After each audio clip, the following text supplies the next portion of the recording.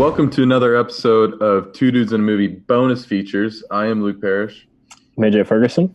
And I'm Paul Tabling. All right, so this show, there's only, 5 episodes?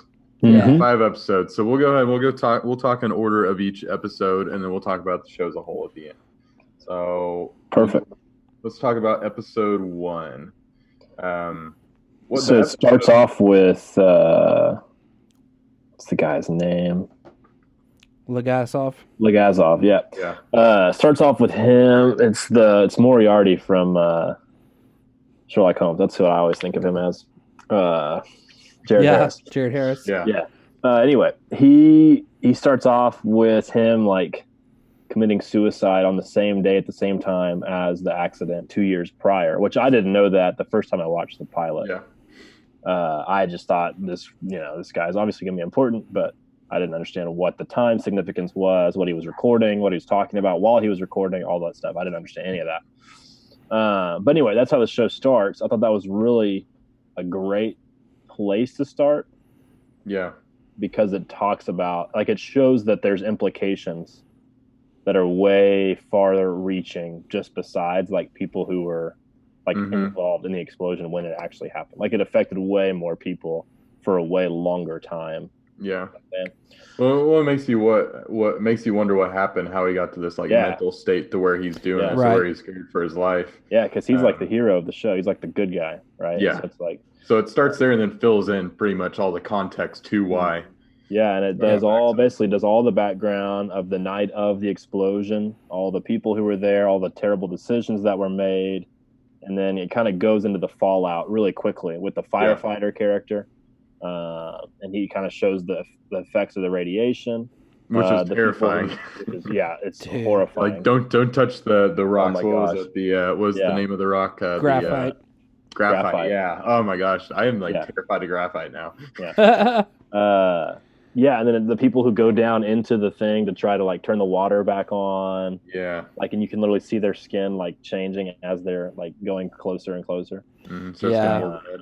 The guy his leg touches the door or something, and his leg starts bleeding. Yep. It's just crazy, how much radiation there is, but their readings are so flawed because they only go so high. Mm-hmm. The guy's it's fine. It's only at 3 point whatever. That's fine. It's not a big deal. And one of the guys always, every time that the metric is brought up, he always says, "Well, that's as high as it goes." Yeah. Right. That's as high as the meter goes. That should be a huge red flag. But the guy is super chill about it. I have no idea what his name is, but he's the one who goes on trial later for really misconduct.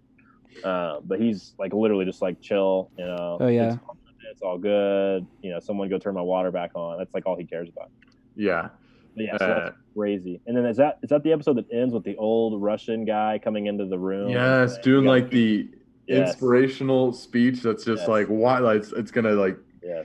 Let's cut the phone lines and stuff. He's okay, so we gotta cut the phone lines, trap everybody in the city, no one's leaving, no one's coming in. It's oh my gosh, this is communist and everyone's clapping. Yeah, and they cheer for him. You're oh my god. And there's that one guy that's no, yeah. Literally you're this is insane. Oh my gosh. And what's crazy is this was obviously an extreme version of this, but you see this kind of stuff in the workplace.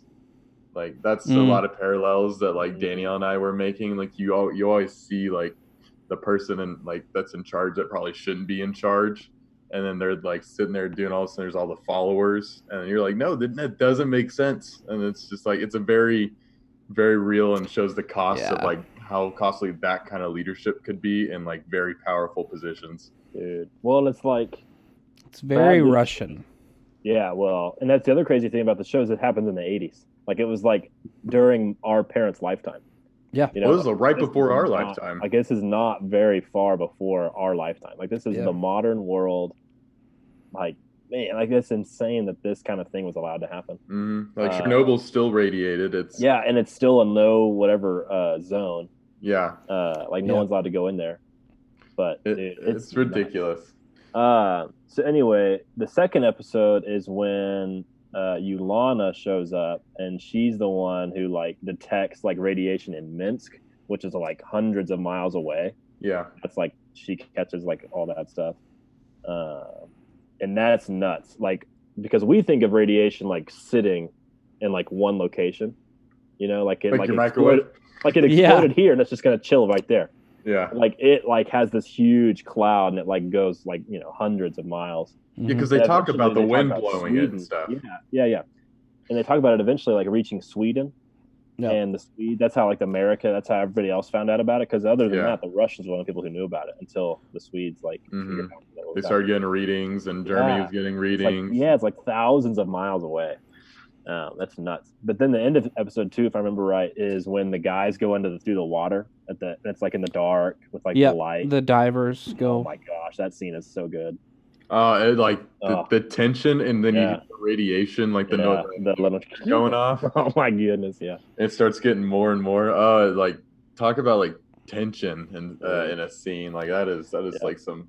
And I think this is kind of the scene where the famous actor, what's his name? I want to say Stalingrad. That's not right. Skarsgård. Or Skarsgård. That's what it is. Skarsgård. That's when he comes in. I think is this episode. He kind of becomes a main character in this episode.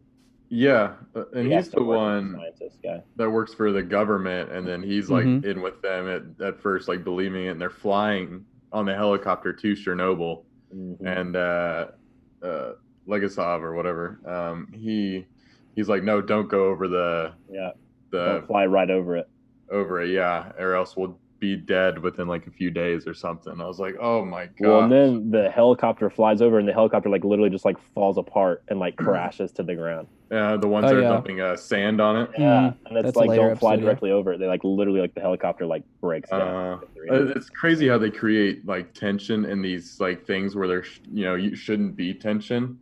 Like I don't know, this just doesn't seem like very tense moments, but then they create very tense moments out of it. I guess through people's stupidity. Yeah. And well, especially the whole tagline is what is the cost of lies? Yeah. It all comes back to that, right? Like they try to cover it up. Sorry, Paul, what were you gonna say? Oh no, I was just gonna say, especially like in the scene, the diver scene at the end of that episode, it's a lot of it, especially in these first 2 episodes, is really shot like a horror movie, and it's very tense like a horror movie, and like especially in that diver sequence, like I was watching it both times, and like I still like was like, oh, something's gonna like a night crawler is gonna come out of the water and just kill him or something or other. But it's like it is the same principle because it's like that invisible killer. Yeah, the way they play with light. And I watched a bit that the director was talking about that scene, and he's like, I wanted to make it like the only light we used was the light from those flashlights, and he's like, I wanted it to be as natural and looking and everything, which I really applauded. I thought that worked really well. They play with the Geiger counter sound all the time. Yeah. Sound just became terrifying. Like throughout the show, it just kind of built tension every time that you could hear that sound. You're like, oh my gosh, like that's like it, and it gets louder and it gets more and more like in tune with. Look at the episode where they're on the roof, like scooping the debris off. Oh, dude, I think that's the third one. I think that's the next one actually. Yeah. Is it? Yeah, it is. I think it's the third one. Yeah. So the third episode is when they send the guys on the roof, and it's like. There's like the epic speech before. It's like, this is the greatest 90 seconds of your life. Get in, get out. Don't touch anything that's not, whatever. Yep. And then they stop them in the room before, and then the guy gives them another speech, and you're like, oh my gosh, like they're preparing this, like this is crazy. And then they literally they're watching the clock, and the Geiger counter's going off, and they're running around. The guy trips and like tears his suit. Oh my gosh. Yeah, that brutal. Like the anxiety went through the roof for me. You're like, oh my goodness. You don't even know who that is. Like you don't even know that character at all. But, but you feel for him in that moment. Brutal. That was genius. They do create attachment for a lot of characters. I'll admit. No joke. Yeah, like you said, the ones you don't even know. It's like anytime they get exposed to, you're like, except for the firefighter's wife who keeps making the dumb decision to touch her husband. Oh 100%. My gosh! She's pregnant. That's like the main subplot of this episode. Yeah, that's this episode. She goes to the hospital, and you're like, "Oh my god!" Oh, that was so frustrating. Well, and then she goes in there, and the doctor tells her not to. Like, okay, I get that. Go in there and kiss him and get out. Like say you love him, say you're good, and leave. Like, but that's when she chooses to stay by his side. Well, days and days, right? And that's part of it too that I agree wholeheartedly with it. She was very dumb. I'm not saying she wasn't. Yeah. But it was also part of the fault of the doctors and everything because she thought it was just burns. Right. Nobody ever told her it was They thought it was fire. radiation. They didn't think it was radiation.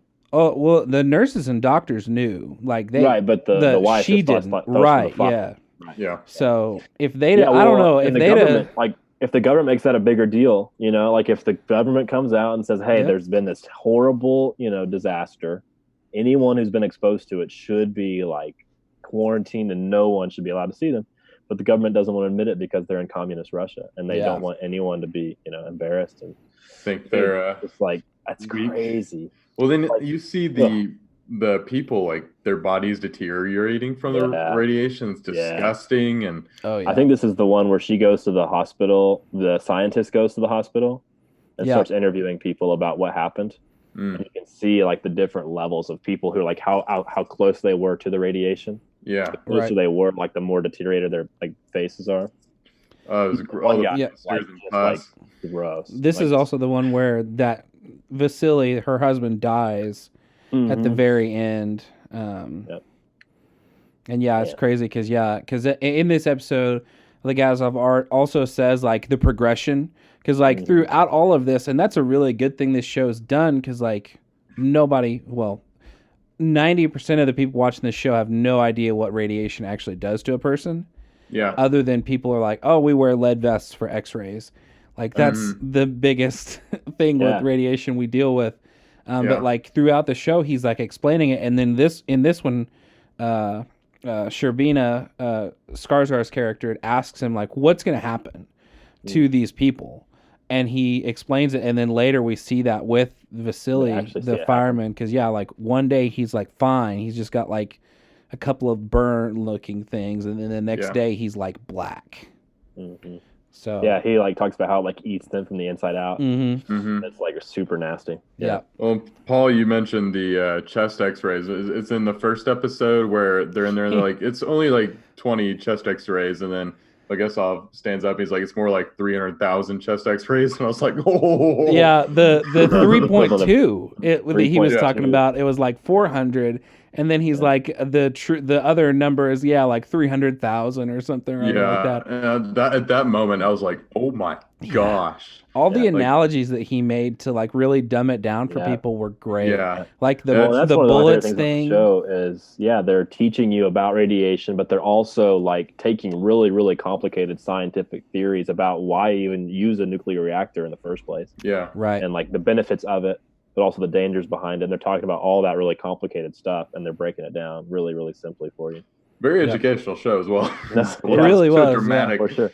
Especially when they're explaining how to like how the not lava, but like how the radiation will, like eat through the ground. And they're like talking about how they have to like pour all the stuff in there, and like whatever. Yeah, because that stuff's nuts too. Like it literally would create lava because it's so hot that it would melt the ground around it, and it would. And I never knew that's where the term meltdown came from. That it literally was the radiation melting the earth down and radiated earth into the water.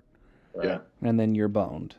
The fourth episode is where things really got dicey for me. At least this is when I was like, this show is amazing. And it's because they start taking other tools to the site to like measure it, and like both of the machines they take like break. Like one of them like literally just explodes, and then the other one like is tapped out at like 200 something. And that's when you kind of realize like the scope of this has been astronomical, and they've literally just put a band-aid on it for like weeks at this point. It's been weeks, almost months, I think, at this point. The fourth one, the first three are fairly close.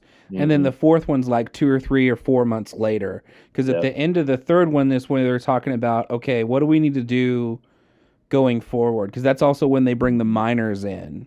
Yeah, the miners are in this episode. I think this is when like the Russian like spies get involved. And start following them around. They're following them around, and they're like super sketchy. Yeah. That's also one of my favorite parts about the show. It's like the Russian government is literally still like so worried about that they're having people followed. Yeah. Like, oh my gosh. Like it's all just one big loop of everyone being followed by somebody. And oh, dude. I mean, that's just Russia, man. I mean, my family and I lived there for 6 months, and I'll never forget. We lived in Moscow, and we got off of the plane out of the airport, and we had a translator, interpreter, whatever, and he said, "All right, you see those two people standing right over there as we're walking out of the door? That's KGB. You don't talk to them." Oh my gosh! I mean, that's still like it's still a thing. Yeah, yeah. No, it's nuts, dude. It's like 1984. Have you guys ever read that book? Yeah, like Big Brother. I mean, totally. Literally, that's what it's like. I mean, it's nuts. Well, this is the episode 2 where they have the guys that are going around having to shoot the animals. Yes. Yes. This I forgot about that scene, dude. Brutal scene. Like the one where they're in the apartment. Scene. Yeah. With like the mom and her puppies. Kid. Well, it's the same kid from Dunkirk. I could not figure out where I knew him from, and it's the same kid from Dunkirk. I watched Dunkirk the other day, or last week or whatever. Yeah. And I was like, oh, that's where I knew that guy from. I literally was like, I could not figure it out. And I couldn't find him on Chernobyl because there's like a billion cast members. So I was like, I'm not going to scroll through this. This is stupid. Yeah. But anyway, yeah, no, that scene is awesome. And they're not really like important characters. It's just another example of them taking a really small like aspect of this giant situation and making you like empathize with them like as human beings. Right. Yeah. They just do such a good job of that in the show. Well, was it the beginning of that episode where they have the guy in the barn with the old lady milking her cow, and she's like, "I've lived here through all the wars and stuff." He's like, "Yeah, but you don't understand." And then he shoots the cow, and then she just like sits there. Yeah, I was like, that was a strong opening for an episode. I think. Yeah, dude, there's some stuff in here. It's just like they did such a great job with the show. Okay, so episode 5 is obviously kind of the culmination of the whole show, and obviously it's kind of has the most like in it. The courtroom. Yeah, the court scene. And I really enjoyed this episode. I just, for whatever reason, I really am drawn to like that courtroom drama. Like it's just so interesting because it's like human, like it's almost like human nature, but also like a combination of human psychology kind of all in one situation, you know? And that's just, those two things are really interesting to me. Yeah. Like how people react to those types of situations. But anyway, yeah, I loved this episode. I loved that Skarsgård's character kind of comes full circle in this episode. Obviously, he stands up and defends Legasov in this episode. And then Ioana gets up and defends him as well. And then obviously he kind of has his amazing epic moment where he stands up and actually tells the truth. Legasov. Oh, yeah. We're sitting there doing like the blue and red cards and stuff. Like, that was awesome. Yeah, that was so cool. The tension of him having to either lie and, you know, be safe or tell the truth and be, you know, what like we see the ramifications of that with the KGB where they put him in like that shower room. They think that you're going to kill him, but then he can't even say goodbye to the two people he's been working with. Yeah. Because they said, don't even talk to him. Don't look at him. And isn't that nuts? Like, that was so rough. Yeah. That's why we find out he kills himself. Yeah, exactly. Well, and he's dying too. Like we see him, if you remember, like in the pilot. Like I actually, whenever I finished the show, I think I said this a couple weeks ago on the show. When I finished it, I actually went back and rewatched the first like 5 or 10 minutes of the pilot because I'd forgotten, obviously, what happened exactly. And so I watched that first kind of bit again, and his hair's falling out. He looks like way, way older. He's talking about the recordings. He's talking about the mismanagement of the facility, and he's talking about all the different ways that this is affected different people. Yeah. So I went back and watched that again. That was really cool. I wish they would have done something like that, not exactly like a callback to that moment, but something similar to where you can just kind of end on that note. You know what I'm saying? Like to make it come full circle. Yeah. That was my biggest complaint with the final episode. That was but I know that was a big like main decision of the writers and them because they didn't want to focus on that. They wanted to focus on the actual like disaster. Right. Yeah, and I think I totally get that too because the very end is whenever they start listing all the statistics of what's happened since then and how many people it actually did affect and all that kind of thing. Yeah. Right. I think that's really cool too. I remember after the episode came out on social media, at least, a lot of people were talking about how that's probably one of the best episodes of television ever. It was the whole courtroom that 5th one episode. Episode 5. Dude, well, that whole show, I mean, like you said before we started recording, it has like a 94 or something like that. 96. 96, yeah. And it's insane. Like the quality of the writing, the quality of the filming, even the acting. I mean, just so well done. The way that they shot it, the way that they staged it. everything looks legit, like the outfits and things that they got. Mm-hmm. Yeah. Did you guys watch any of the behind the scenes stuff on HBO? Yeah, I watched all of them. I didn't. I watched each one for each episode, and it was really cool because they showed like documentary footage of like real life, like people like doing stuff like that, and like dude, the footage that they used like lined up almost exactly with like the costumes and the shoveling scene on top of the roof whenever they're doing the debris. Mm. Yeah, like they literally recreated a documentary like running shot of a guy like for that scene that they'd used in the show. It was awesome. It was just really, really cool. If you have any other interest to go and watch those are really interesting. Yeah. It's crazy how they got those. I didn't know like robots, like how they brought up there, like from Germany and stuff, were that like type of thing in the 80s yet? Because that seemed like a very advanced robot. I was like, holy crap. But like to see the radiation fry those almost instantly was nuts. Like those high powered robots. Yeah. This show was incredible. It's one of my probably top 10 favorite shows of all time, if I had to say. Yeah, I actually went back and looked at my top 25 TV shows of all time list that we did a way long time ago, maybe almost a year ago. Yeah. And it's not on there, obviously, because I hadn't watched it at that point. But it would definitely be on there. And I don't know where it would be. It'd be hard to rank it in the top 10 for me personally because it's so short. Yeah. Like I can't remember exactly where I had Band of Brothers in there somewhere because Band of Brothers was so good. Yeah. But to me, it's in the same ish category. You know, it's like a really, really good show, but it's not another HBO show. Yeah. Yeah. I have Band of Brothers at 13. Yeah. So it's like, it's hard to put a mini series that high. You know what I'm saying? Just it's for sure. Short. But dude, it is such high quality. Like, man, just so good. Well, that's what's cool about HBO is it feels like, most networks are like, all right, let's order a 24 episode season and they have a lot of filler and like just random episodes thrown in there. It feels like HBO, they're just kind of like, hey, you make what you need to make to get the story across and tell it effectively. And that's all you need to do. So they'll give you 2 episodes, they'll give you 5 episodes. I mean, that's what I like about HBO. I think they're not out there like, hey, here's 24 episode season. We just got to fill time slots. It's more about like. Well, I think that's one of the most successful things Netflix has done is they've given their writers and their directors a lot of wiggle room. Like Stranger Things is like 10 episodes a season or something like that. Yeah. 8 or 10. Well, and that's why Netflix started doing that was because HBO does this with their seasons. Because I mean, I just looked at mine. Chernobyl was actually my number 11. I know I wasn't on that episode, but I made it anyway. Yeah. And I have I didn't count them all, but there's at least 4 HBO shows on my top 25. And I credit a lot of it. They are good content, but that they're so easily compact. Like 10 episode seasons of like this, Game of Thrones, Westworld, Entourage, they're all short, so it's not like, but yeah, Netflix is now following suit with a lot of their TV shows and making like 8, 10, 12 episode seasons. Well, I even know it's extended to Hulu. I know Hulu does like The Handmaid's Tale is like their most popular show. Amazon Prime, I know Man in the High Castle is probably one of their more popular shows. It only has 10 episodes a season. Disney Plus, Mandalorian had 8 or 10? Something like that. 12 maybe. Yeah. I think it was 8. Yeah, it was 8.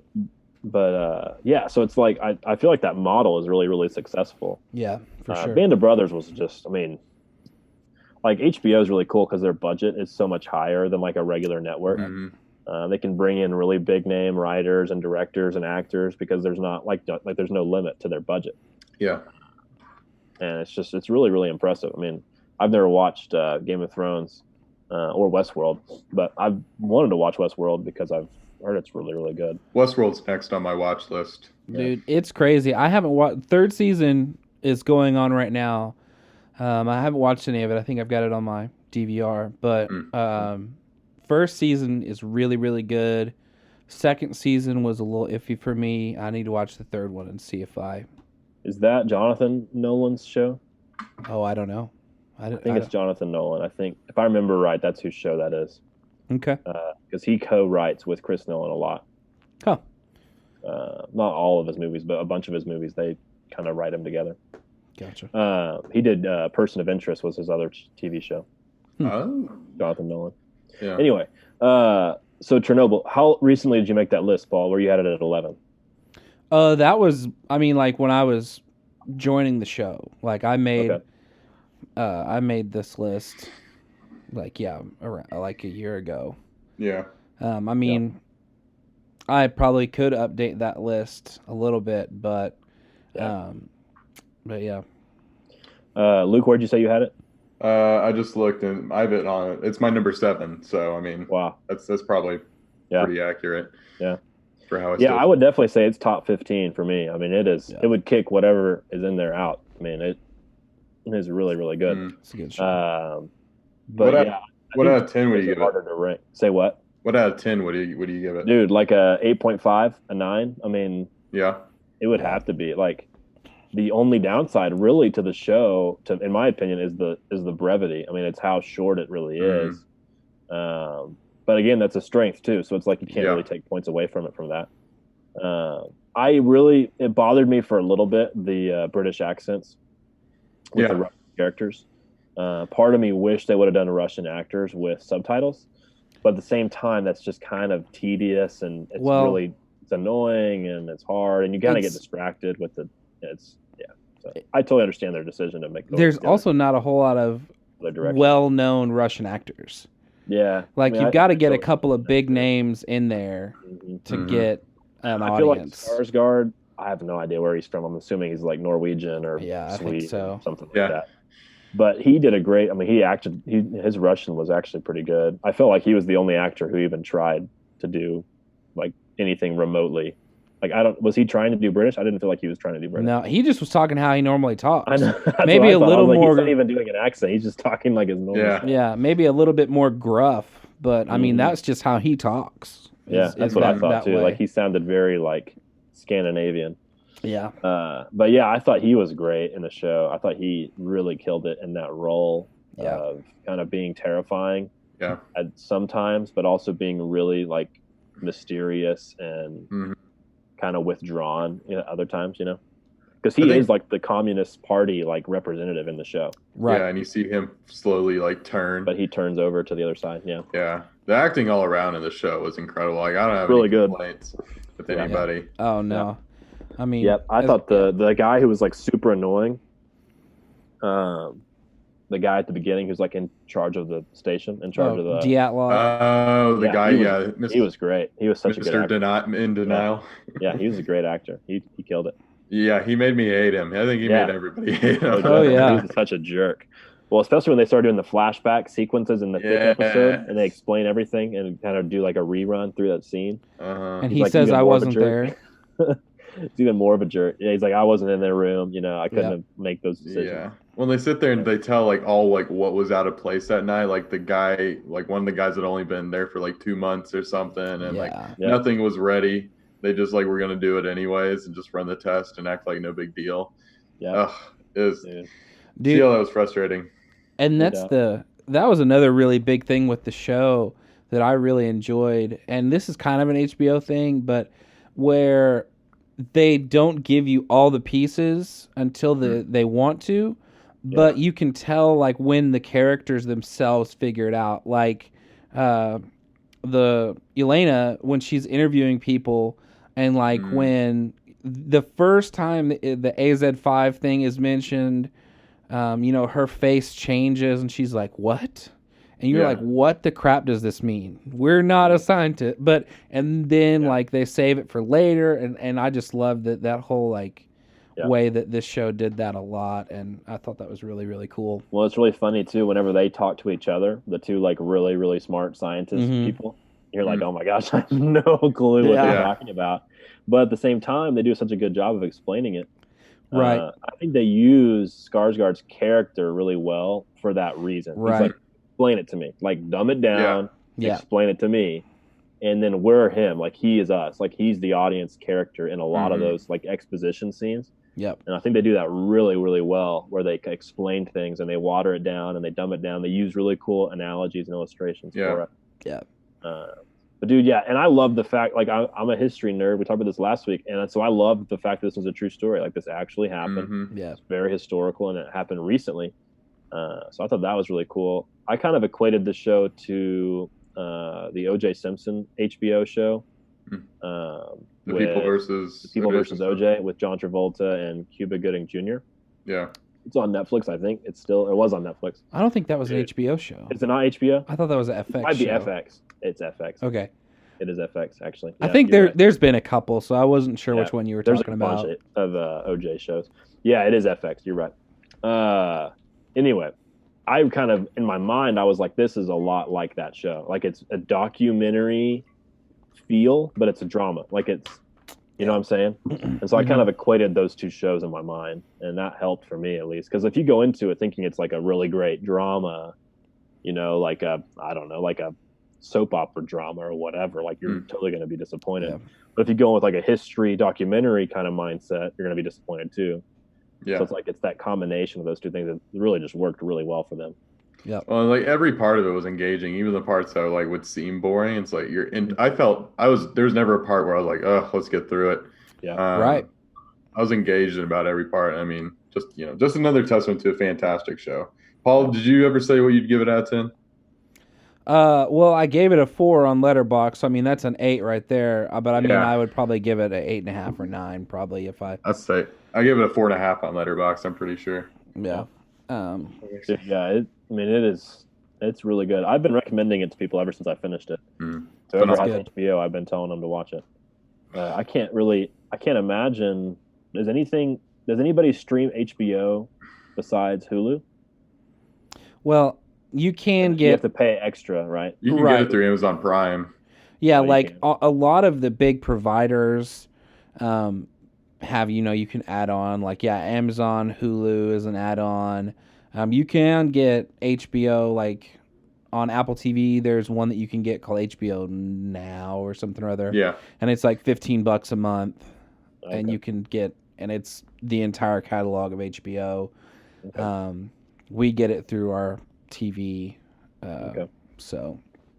That's cool. I just didn't know if there was anybody who could get it on streaming service, like online. Not free. Not for free, yeah. Like, they don't ever put their shows on anywhere. Like, I wonder if Netflix would, Netflix to me is the only person who really has the kind of cash to go do something like that, to go get a licensed agreement with HBO to put Band of Brothers or Thrones or whatever on. Barry. It would cost a fortune, right? I mean, yeah, but I don't know if they would ever do that. I don't know if HBO would ever do that. I don't think they would.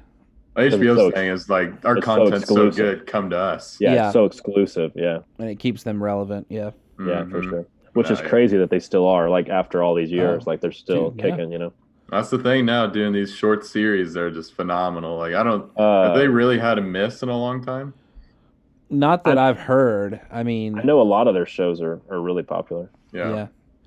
I mean, I'm sure there's shows that they do that aren't very popular. I mean, we don't hear about those kind of shows, if you don't watch HBO consistently. Right. I don't think there's one that comes out and has those shows will come out and have one season and just be canceled. Yeah. I don't think they really have a miss. Is Curb Your Enthusiasm HBO? Yep. You watch that one? Oh, yeah. Yeah, you like that one? It's a more adult Seinfeld. Yeah, it's Seinfeld. It's what's his name? Larry David. Larry David. Yeah. Dude, that show is so funny. Like yes, I've like I said it a couple times. I just haven't sat down and actually watched it. It's a more adult version of Seinfeld because it's the same really awkward situations. Yeah. But it's there's one that's all about it's an episode about, he calls it his pants tent, and it's how he has his pants and they're ironed funny. And it looks like he's got an erection. And so it's a running joke throughout the whole movie. And he's like, it's the pants. It's not, but it's funny. Dude, I love Larry David. He's a really, really funny guy. Did you ever watch The Sopranos? A few. I didn't get into it before I canceled my HBO. I've heard that's good. I mean, HBO. I've seen that on something else. I can't remember what it was. It might have been Prime. Maybe. But yeah, older HBO shows have come out. Some great stuff. Yeah. Because they did, Sex and the City, Sopranos, Curb Your Enthusiasm, some big ones. Obviously, Game of Thrones. Those are the huge hits. Entourage was a big one. Yeah, that's right. The Wire. The Wire. That's HBO. Okay. Yeah. The Sopranos. Yeah. So I mean, they've those are always on the like. If you ever look like a top 10, top 25 list of TV shows of all time, those are always on there. The Wire, and The Sopranos. Yep. Okay, so last thing about Chernobyl, favorite episode? Are we all in agreement? It's the 5th one. I really like the first one a lot on how it gets you, but I'm gonna say 5. I have to go with 5. Like, I'm not gonna go against the grain on this one. It's too good. Yeah, I mean, I totally agree. The first one's really good, but man, the 5th one is just so good. Yeah, I mean, I probably would agree. Something about, and I'm trying to remember. I love the whole show. First episode's really good. I really enjoy the second and third one a lot. Yeah. Because it's kind of the immediate aftermath things. I don't know if I enjoy it more than the 5th one. I like the 5th one for all of the extra exposition you get. Like, you actually see even more of like why it actually blew up, what everything means, and you actually see the explosion and stuff like that. So yeah, that's very cool. But for me, I actually think my favorite is probably either the second or the third episode, where they're actually like trying to put the fire out or trying to put move the rocks off of the roof and make it to where they can actually, kind of cancel out some of this radiation stuff. But I don't know. It's well, tough. that's a testament of how good the show is. Where you're not. It's kind of hard to figure out which episode is your favorite because they're all so good. Yeah. Favorite character? Ooh. Legasov. Yeah. I'd probably agree. I mean, he's kind of the protagonist. Yeah. I really like Sherbina, Skarsgård's character. Yeah, he's probably my second favorite. He's probably my favorite. Yeah, he's great. I love the scene where he smashes the phone. Oh yeah, such a good scene. Yeah. Well, and the that's just him. He's angry and everything, but then you're like, okay, what is going on? And then he tells him like that machine never worked. That the party lied to him. The Germans of, telling him the wrong Ronkin. And then he looks at the other guy and he's like, I need a new phone. And he walks away. and the like guard just is like, all right, picks it up and drags it and everything. Yeah, there's a couple of semi-comedic moments. Like one's where they're about to fly over the fire or whatever, and they're on their way there, and he's like, I don't know anything about nuclear physics, and so he's like, Legasov teaches him real quick. He's like, now I know about and now I don't need you. Physics. Yeah. Yeah. Dude, he has a couple of really good like human moments with Legasov, whenever they're just together, just the two of them. Because he's like such a cold-hearted scientist, and then he's such a cold-hearted communist. It's like, oh my gosh, these two people are never going to get along. Yeah, but they both end up, actually liking each other, respecting each other. Yeah, and I think one of the moments that really like broke that ice for him was when he first. I think it was second episode. I think that's when they actually got there. Legasov looks at Sherbina and says, "Yeah, we're gonna die." Because we're 5 years or something. Yeah, right? And he sits down. And just you just see him, and from then on, he's like, okay, I'm gonna actually listen to you now, kind of thing, and more respect and things like that.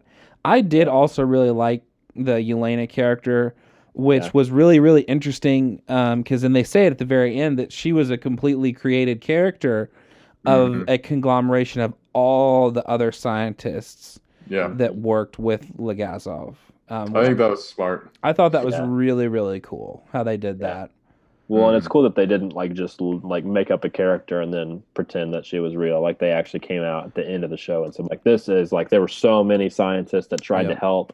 It wasn't really realistic for us to do that, so we just kind of combined them all into one. Yeah. I think that was really cool. It was a good decision for them creatively. For sure. There was a lot of surprises in the end credits there when they were talking about how the guys that went in the water and everything, some of them survived quite a while afterwards. Yeah, I think they've said 2 out of the 3 of them were still alive. Yeah. And then the lady that was all over her husband, pregnant and stuff, she survived and the kid survived, I think? No, she survived and had another kid. Yeah, that's later. Right. She had another kid. Yeah. Because she miscarried the first one. That's right. I remember that scene. And she's in the hospital bed and everything. Yeah. But no, that was some good stuff. And how the the very last stat they give is the still to this day number of deaths, as according to the Russian government, is like 7 or something or like other. 12 it's like insanely And low. you're like, it's a kind of what? infuriating. Mhm. It's crazy, man. Dude, it's nuts. Well, good show, fellas. I really enjoyed that one. Yeah, I'm glad we finally got to talk about it. Yep. I'm glad we all got to watch it and everything. But shout out to Todd Parrish for the HBO hookup. Yeah, for real. What a bro. But yeah, good stuff, guys. Well, that was a pretty great show. Highly recommend from all of us, I think. Yeah. Yep, no doubt. Definitely. Yep. Is everything we got? Yep. I think All that's right. it. Well, we'll end it there. Thank you guys for listening to another episode of Bonus Features. We will catch you guys next time.